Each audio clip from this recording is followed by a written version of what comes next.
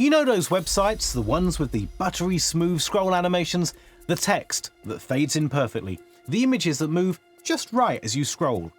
Awards level stuff, the kind of site that makes you stop and think, how did they even build that?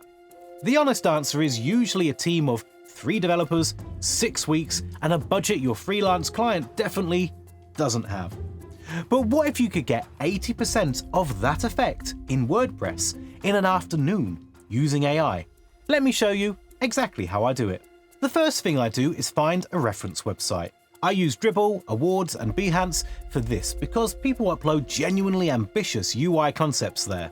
Animated product pages, cinematic landing pages, and interactive experiences that push what a website can feel like. And here's the important part.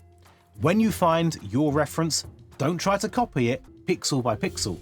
That's not the goal. And honestly, it's the wrong way to think about it. Instead, study it. What's the typography doing? How is the motion working? And what message is it trying to communicate? Once you understand the feeling behind the design, recreating a design like it becomes a much simpler problem.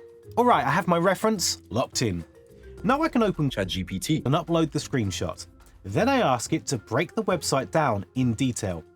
Basically, I want it to describe the website the way a senior designer would explain it to a developer.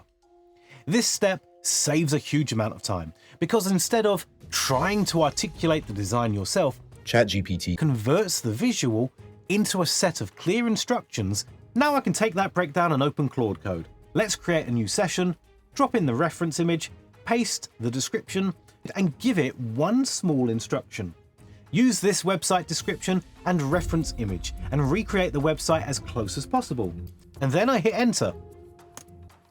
Now the first result is almost always disappointing. The layout is off, the spacing feels wrong, the fonts don't match, and the proportions aren't right. That's completely normal, and it doesn't mean the approach isn't working, it means you're at the start of the process, not the end. What I do instead of starting over is take a screenshot of what Claude Code generated, upload it back into the session, and tell it exactly what's wrong. The headline is too small, the spacing between sections is too large, the image position doesn't match the reference. Then I let it regenerate and look at the result again. Each iteration gets a little closer, and after several passes, it starts to look like something real. Once the base design is where I want it, I can move on to the animations. For scroll-triggered animations, I use Midjourney to generate the animation itself. I can give it the reference image and a detailed prompt describing the motion I want. And if you don't get a good version in the first go, just refine the prompt and keep generating until you get something usable. Once I have the animation I like, I can download the video and convert it into an image sequence using EasyGIF. This is an important step.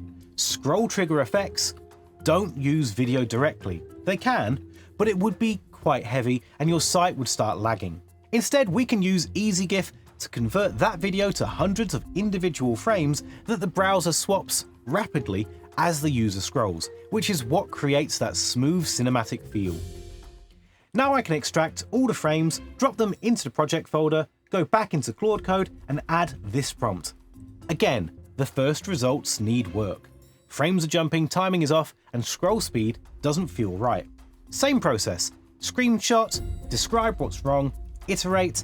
After a few passes, the animation starts feeling smooth and intentional. Once everything is working the way I want, I convert it into a WordPress theme. And here's the final WordPress version. As you can see, everything works here perfectly. One thing worth keeping in mind here is that image sequences add a lot of weight to a page, and your load times will definitely suffer if you're not managing it properly.